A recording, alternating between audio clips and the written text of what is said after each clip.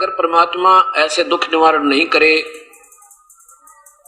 तो फिर भगवान ने कौन याद करे? नास्तिक हो जाएंगे ये लोग कि ये बता दिया भगवान।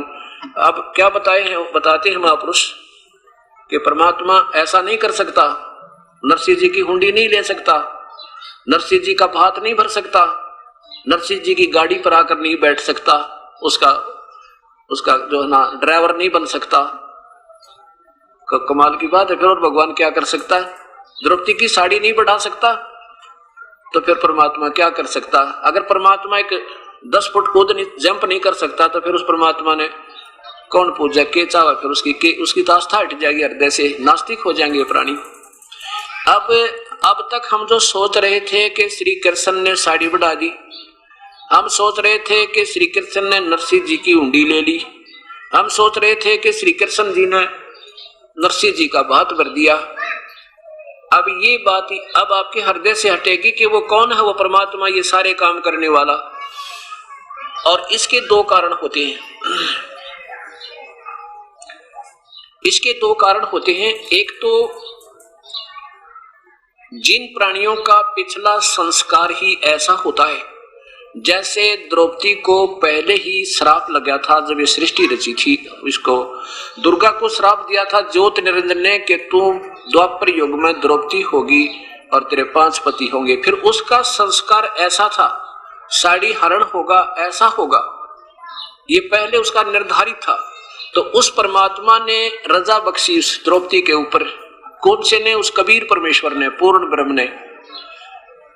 एक बार द्रौपदी जब शादी नहीं हुई थी, कंवारी थी वो लड़की, अपने पिता द्रौपद के घर पे स्नान करने के लिए गंगा में जाया करती थी। गंगा के किनारे उनके पिता ने एक बहुत सुंदर घाट बना रखा था महिलाओं के स्नान करने के लिए। उसमें निर्देश दिया हुआ था कि यहाँ आसपास 1 किलोमीटर तक कोई भी पुरुष इस क्षेत्र में नहीं जाएगा तो उसको सजा दी जाएगी। उसमें क्या किया उस परमेश्वर ने? रहम किया उस अपनी प्यारी आत्मा, क्योंकि हम सभी उस कबीर परमेश्वर के बच्चे हैं। उस कबीर परमेश्वर ने क्या रजा बख्शी? एक अंधे का रूप बना के वो परमात्मा, और वहां उस घाट से ज्यादा 100 फुट की 150 फुट की दूरी पे, और घाट से पानी जिधर जा रहा था डाउन स्ट्रीम में, और वहां स्नान कर रही है। केवल एक लंगोट शरीर के ऊपर है, बाहर कोई कपड़ा नहीं है, और स्नान कर रहे हैं। इतने में सुबह सुबह द्रौपदी स्नान करने के लिए हजारों सहेलियों को साथ लेकर आ जाती है। इन बच्चों को बंद करो भाई।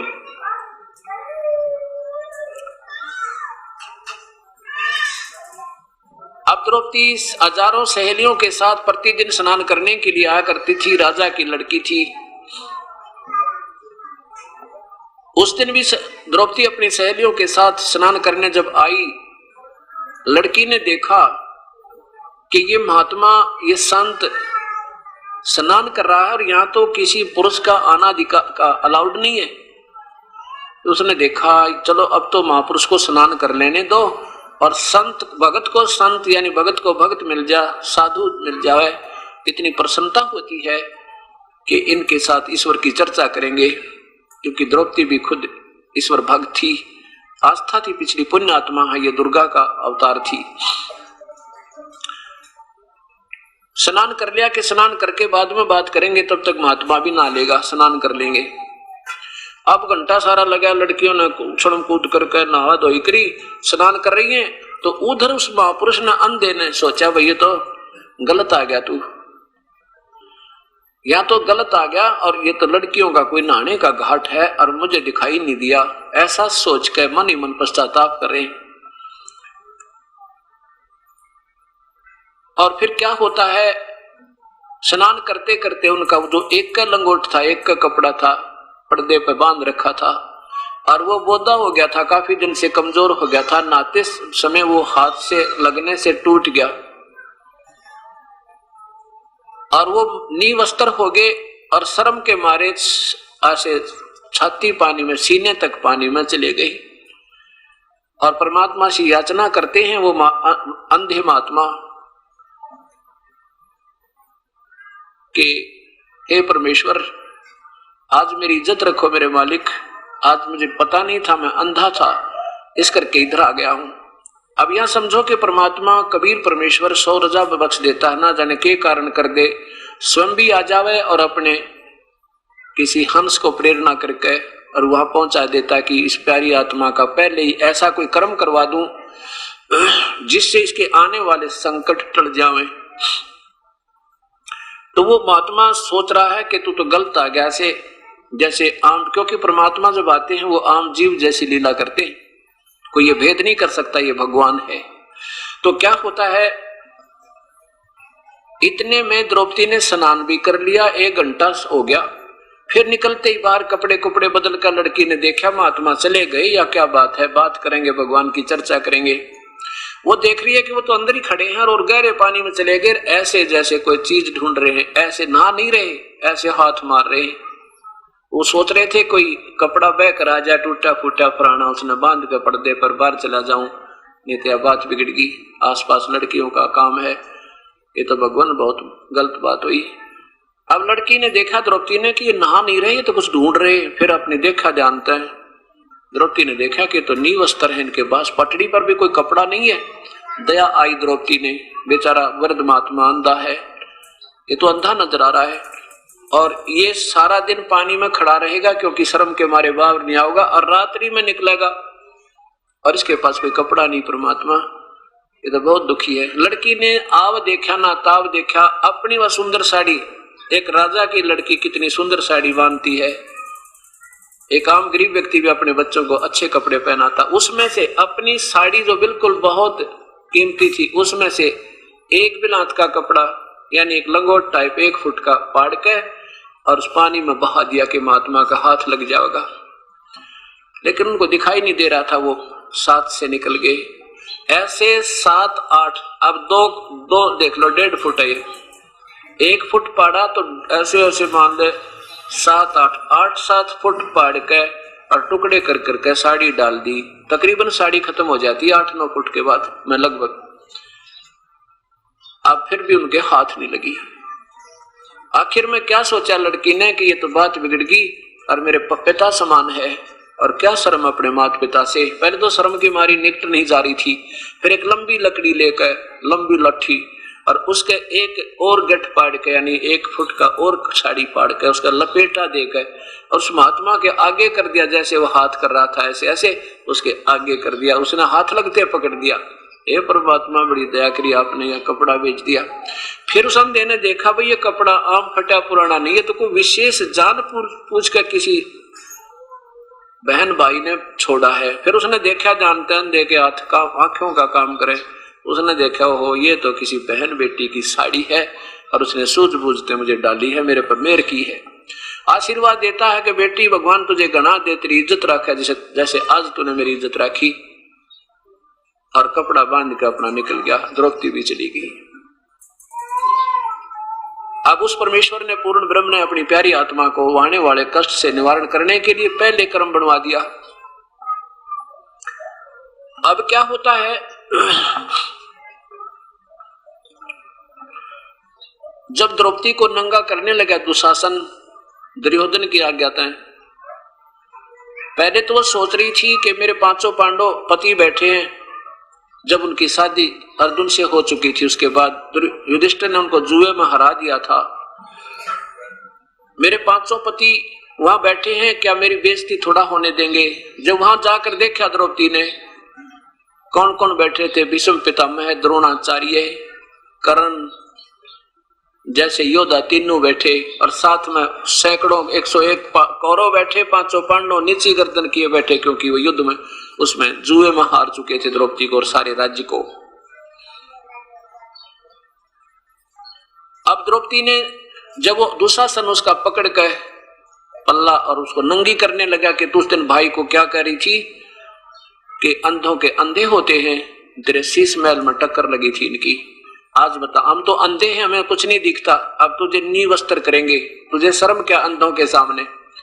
इस तरह टोंट कस के, इस तरह व्यंग करते हुए, और दुशासन ने जब द्रौपदी का वो पकड़ कर चीर उतारना प्रारंभ किया, तब द्रौपदी ने पहले तो भीष्म पितामह, द्रोणाचार्य और कर्ण से प्रार्थना की, लेकिन उन्हें कुछ नहीं कहा।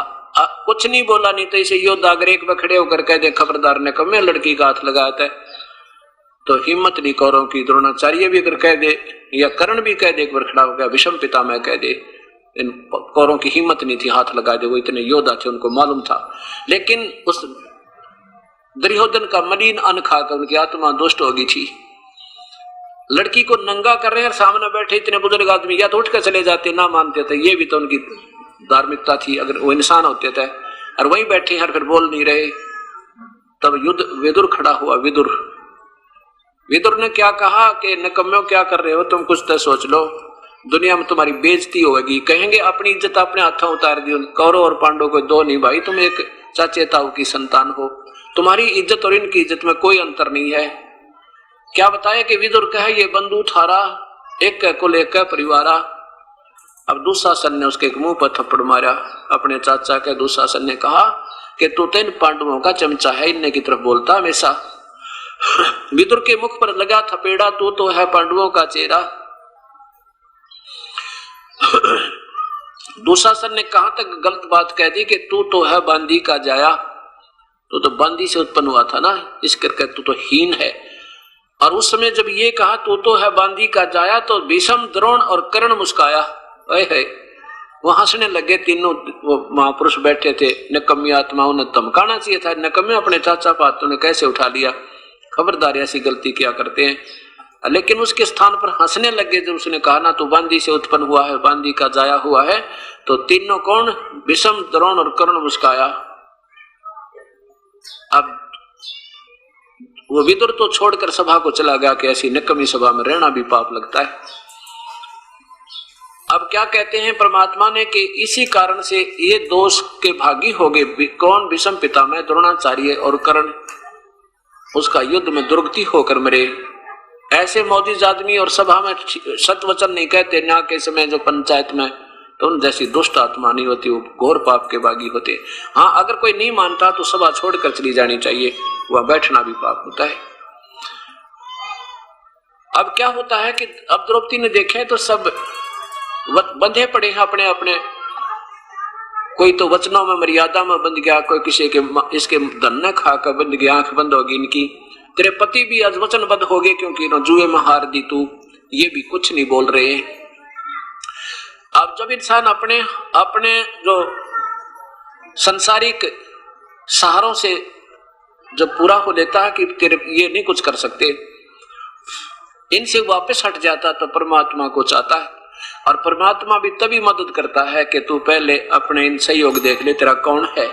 और जब इस संसारिक सहारों को, संसारिक आश्रय को त्याग के ईश्वर आश्रय जब लेता है प्राणी, फिर वो अपनी छत्र छाया करता है। लेकिन उस समय कैसे करता है, जब तक हम उस परमेश्वर से सीधे नहीं जुड़ेंगे तब तक वही परमात्मा आके केवल उसके किए हुए पिछले संस्कारवश और स्वयं ही वो जिसका उपासक है उसी का रूप बना के और ताकि इसकी आस्था बनी रहे भक्ति में। नहीं तो काल तो चाहता है कि इनकी आस्था हट जा और ये नास्तिक हो जा, कभी भक्ति करे को नहीं और इन्हें पता ही ना लगे कौन भगवान है, कौन कैसा है। उसकी तो नीयत ऐसी है। और ये परमात्मा भक्ति हमारी आस्था हमारे हृदय में बनाए रखने के लिए, ताकि कभी ना कभी आस्तिक रह गए तो कभी ना कभी मैं या अपना कोई दास भेज के इनको फिर शरणों में लेकर बेड़ा पार कर दूंगा। उससे पहले द्रौपदी का कर्म बनवाया जिसके बदले में उसकी वह साड़ी बढ़ा सके।